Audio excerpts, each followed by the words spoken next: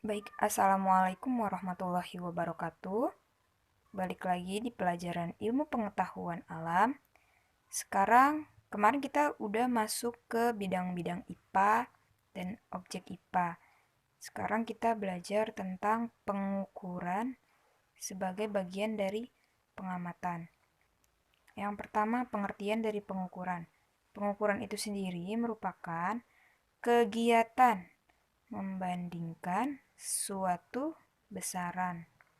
Jadi pengukuran ini merupakan kegiatan membandingkan suatu besaran. Pengukuran ini ada dua. Sini ya. Ada satuan baku dan tidak baku. Terus yang kedua nanti di sebelahnya itu ada satuan internasional. Kita bahas satu-satu. Yang satuan baku. Satuan baku adalah satuan yang menghasilkan ukuran yang sama meskipun dilakukan oleh orang yang berbeda. Jadi pada saat melakukan pengukuran, walaupun dengan orang yang berbeda, hasilnya akan tetap sama. Contohnya itu ketika kita mengukur, misalnya mengukur pulpen. Pulpen ini menggunakan penggaris. Orang si A mengukur dengan panjang misalnya 10 cm. Ketika diukur dengan orang B, maka hasilnya pun akan 10 cm. Contoh lain itu misalnya stopwatch juga, ada mikrometer sekrup, termometer, dan lain sebagainya. Selanjutnya itu ada satuan tidak baku. Kebalikannya, kalau satuan tidak baku ini ketika diukur dia akan menghasilkan ukuran yang berbeda. Contohnya, nih misalnya mengukur dengan jengkal, depah, patokan, dan lain sebagainya. Ketika karena setiap orang itu kan mempunyai ukuran jengkal yang berbeda-beda. Kalau depa itu ukuran dari eh, ketika kita melentangkan tangan, itu pun berbeda-beda setiap orang. Makanya dia masuk ke dalam satuan tidak baku. Yang kedua, tadi kan yang pertama satuan baku dan tidak baku. Yang kedua ini ada satuan internasional. Satuan internasional itu standar satuan tetap yang berlaku secara internasional. Yang pertama tadi soal pengukuran, yang kedua mengenai besaran. Besaran itu apa? Di sini ada besaran merupakan segala sesuatu yang dapat diukur, memiliki nilai. Ya, jadi besaran itu segala sesuatu yang dapat diukur. Besaran dibagi menjadi dua. Ada besaran pokok dan besaran turunan. Yang pertama kita bahas itu adalah besaran pokok. Besaran pokok itu kita harus ingat dia ini ada 7. Nih, nama besaran pokok nih ada 7. Ada massa, ada panjang, massa, waktu, suhu, jumlah zat, intensitas cahaya, dan yang terakhir itu ada kuat arus. Jadi besaran pokok itu ada 7. Nih, yang pertama misalnya panjang. Panjang itu, nah tadi kan ngomongin satuan. Satuan dari panjang itu meter. Simbolnya apa? M. Ya, jadi kalau misalnya ada M, ini artinya meter. Terus ada lagi massa. Massa satuannya kilogram. Simbolnya kg. Waktu satuannya sekon. Simbolnya S. Jadi kayak gini ini harus diinget-inget nih. Kelvin, mol, kandel. Nah, kalau kuat arus itu satuannya ampere. Ampere. Gitu, simbolnya itu I. Jadi simbol itu nggak selalu singkatan dari satuannya. Misalnya kayak Kelvin, K. Itu nggak selalu. Nah, ini masuk ke panjang. Yang pertama kita bahas panjang dulu. Panjang digunakan untuk menyatakan jarak lintasan yang ditempuh. Panjang ini biasanya alat ukurnya mistar.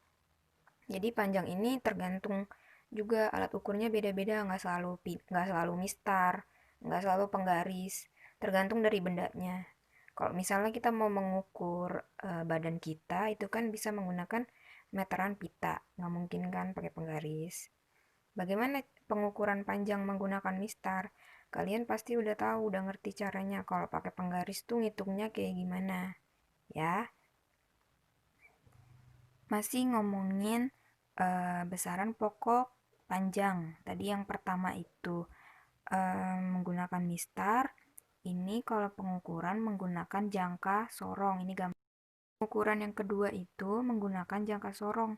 Kalau jangka sorong ini biasanya untuk mengukur ketebalan. Jangka sorong ini punya dua skala. Lihat gambarnya, ada skala utama. Skala utama itu yang atas. Yang di atas nih. Kan kedua skala nonius. Skala nonius. Cara ngitungnya gimana? Nih, skala utama menunjukkan ukuran 1,1 cm. Lihat di LKS-nya, di sini tangannya nih berhenti di 1,1 ya. Selanjutnya, skala kedua atau noniusnya, dia tangannya ada di antara 6 dan 7. Berarti dihitungnya 0,65 di antara 6 dan 7. Berarti kan di sininya 61, 62, 63, 64, 65. Setengahnya nih. Nah, selanjutnya di total. Jadi skala totalnya 11 mm. Oh iya, kenapa ini bisa tiba-tiba 11 mm? Padahal di sini 1,1 cm. Jadi 1,1 cm diubah dulu ke meter hasil. Jadi skala total 11 mm setelah diubah dari senti 11 mm ditambah 0,65 sama dengan 11,65 mm. Jadi skala total itu skala utama ditambah sama skala noniusnya. Itu untuk pengukuran menggunakan jangka sorong. Kalau pengukuran panjang menggunakan mikrometer sekrup, ini bisa lihat gambarnya. Skala utamanya yang di sebelah sini, yang ini skala noniusnya. Cara menghitungnya gimana? Yang pertama, skala utamanya ditentuin dulu berapa. Di sini, karena dia berhenti di sini, berarti ini 2 mm. Selanjutnya dicari nih. Selanjutnya skala noniusnya 0,42. Nih lihat. 0,42. Kenapa 42? Dilihat yang berhimpitan sama skala utama itu yang mana? Yang dempet. Ini kan ini nih yang dempet. Nah, berarti kan 0,40, 41 dan 42. Berarti skala noniusnya 0,42. Jadi skala totalnya sama. Skala utama ditambah skala nonius. 2 ditambah 0,42 sama dengan 2,42 mm.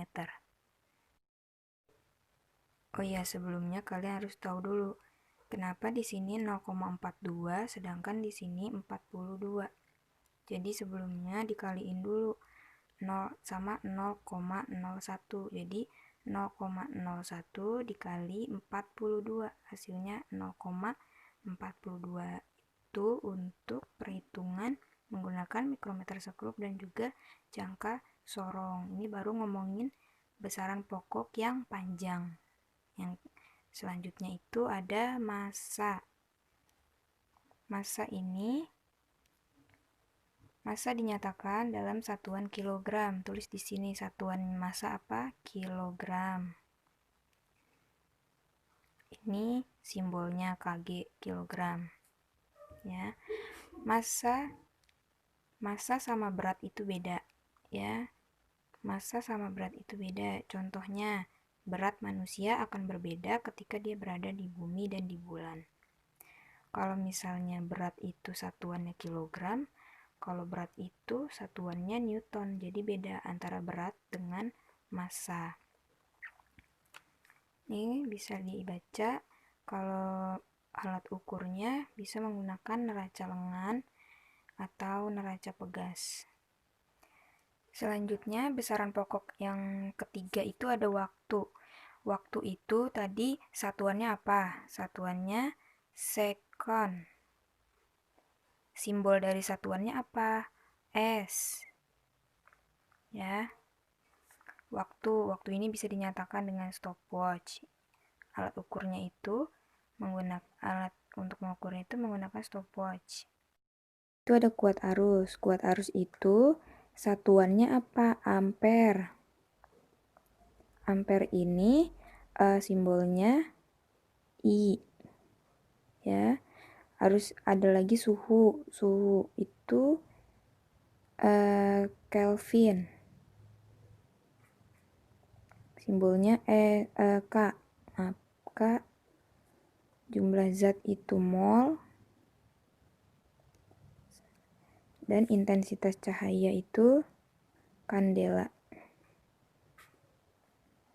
Itu besaran pokok. Oke, selanjutnya kita masuk ke besaran turunan.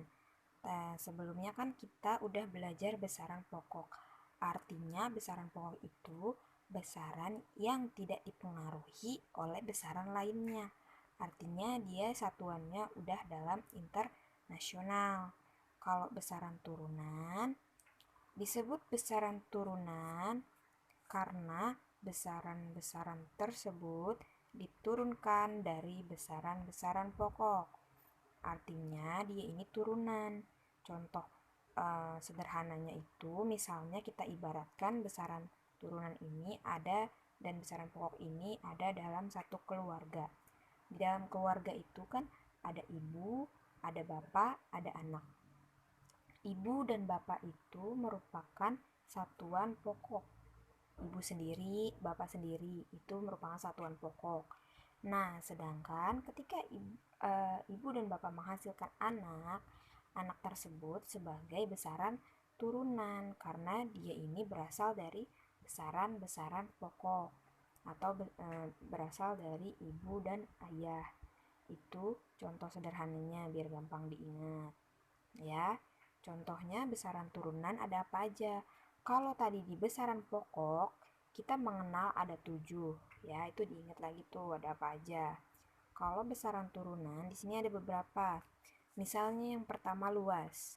Kenapa luas disebut sebagai besaran turunan? Karena di ini berasal dari perkalian antara panjang kali lebar. Kita kan tahu, panjang ini merupakan salah satu besaran pokok. Ya, jadi dia hasil dari besaran pokok, maka luas ini masuk ke dalam besaran turunan. Luas ini satuannya apa? Satuannya meter persegi. Simbolnya M kuadrat, M2 atau M kuadrat atau meter persegi. Selanjutnya ada lagi volume, frekuensi, kecepatan. Nah, di sini kalian tidak seharusnya sudah tidak asing lagi dengan simbol-simbol seperti ini. Kalau misalnya ada M atau S kuadrat, itu apa sih? Nah, kalau M atau S kuadrat ini dibaca meter per second kuadrat atau second square. Misalnya ini lagi nih, meter M3. M3 itu artinya meter kubik. Ini nama satuannya dan yang ini simbolnya. Kayak gitu. Kita masuk ke pembahasan selanjutnya. Nah, tadi kan udah ada beberapa contoh dari besaran turunan. Ya, di sini ada pembahasan yang lebih lengkap lagi. Ada 4. Ya, ini bisa kalian baca. Selanjutnya, Ibu mau membahas yang volume. Volume ini satuannya M mililiter. Ini simbolnya ml atau L besar seperti itu. Nah, kalian misalnya ada soal seperti gambar di sini. Ini kan ada gambar tabung reaksi. Ya, sebelumnya kita artikan dulu. Volume diartikan sebagai banyaknya ruang yang dapat ditempati atau diisi oleh suatu objek atau benda atau apapun itu. Ya, Contohnya di sini misalnya ada 2 buah tabung ya. Nah, sebelumnya tabung ini diisi oleh air ya dengan volume 150.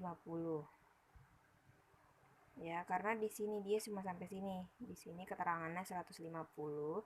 Kemudian ketika air ini dimasukkan benda atau objek, dimasukkan benda, misalnya dimasukkan ini apa? Batu, ya. Ketika dimasukkan batu, kira-kira volumenya bakal bertambah atau berkurang?